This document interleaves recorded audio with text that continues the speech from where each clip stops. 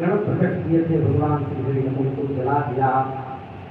ऋषि उस समय उन विष्णु के शरीर में हजारों देवता आदि अन्य जीवों को देखा।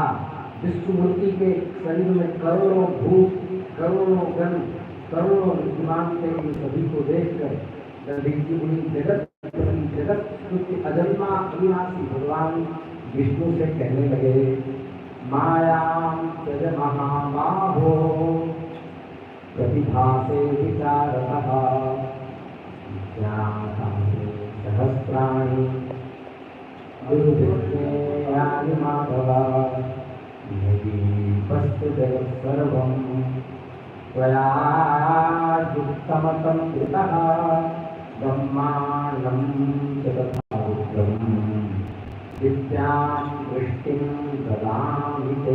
हे महाबाहो, आप माया को त्याग कीजिए। हे भगवान, विचार करने पर सब प्रतिभा समाप्त प्रतीत होता है। हे माधव, मैं भी हजारों दुर्विज्ञेय वस्तुओं को जान लिया हूँ।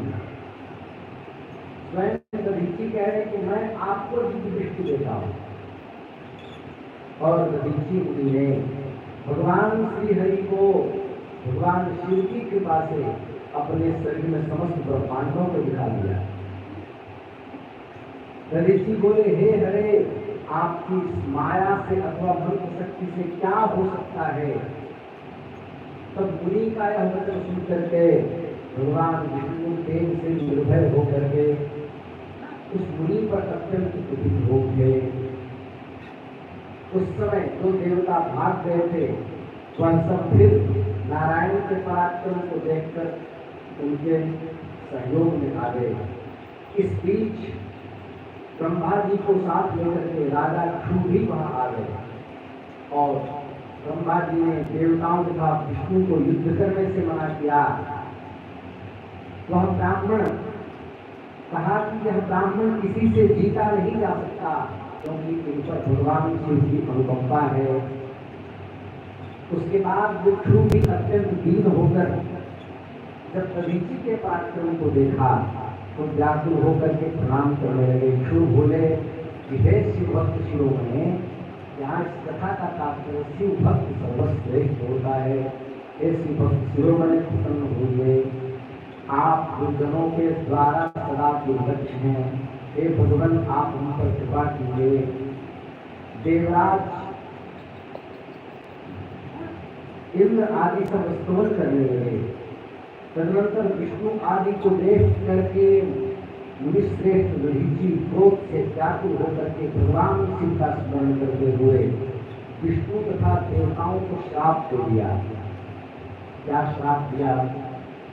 देवराज इंद्र सहित सभी देवता और मुनीश्वर तथा गणों के साथ विष्णुदेव रुद्र की क्रोधाग्नि में ध्वस्त हो जाए। इस प्रकार देवताओं को श्राप देकर के उन्हें छूट की ओर देखकर कहा, हे राजेंद्र, श्रेष्ठ द्विज ब्राह्मण देवताओं और राजाओं से भी कभी पूज्य होता है। ब्राह्मण ही बली और प्रभावशाली होते हैं। ऐसा स्पष्ट रूप से कहकर के क्रोध में भड़कते हुए दांतों से अपने ओठों को दबाते हुए महात्मा ऋषि अपने आश्रम में प्रविष्ट हो गए।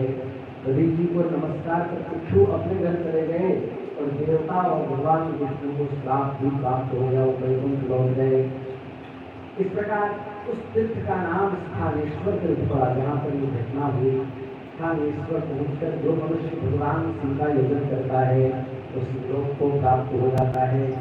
तो इस प्रकरण से ब्रह्मा जी ने नारद जी को ये बताया कि भगवान विष्णु दक्ष प्रजापति के यज्ञ में शिव के विद्रोह में कैसे चले गए, वो दधीची के श्राप के कारण। इसके बाद हे शिव तत्व के प्रदर्शक ब्रह्मा जी, नारद जी कह रहे हैं, हे नाथ, जब दक्ष के यज्ञ का विनाश करके सभी जन कैलाश पर चले गए तो वहां क्या हुआ, मैं कथा सुनना चाहता हूँ। हे नारद, समस्त देवता मुनि रुद्र के सैनिकों से पराजित होकर के छिन्न भिन्न